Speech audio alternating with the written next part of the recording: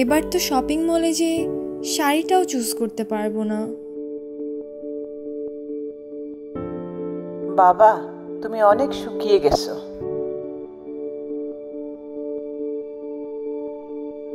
আগামীকাল পহেলা বৈশাখ, মাকে যদি কিছু দিতে পারতাম।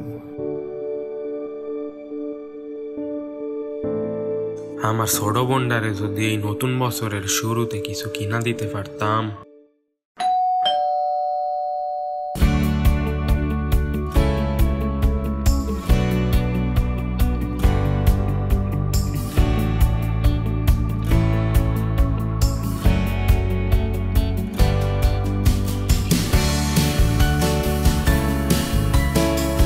এই নববর্ষে ছড়িয়ে দিন ভালোবাসার রং দারাজের সাথে।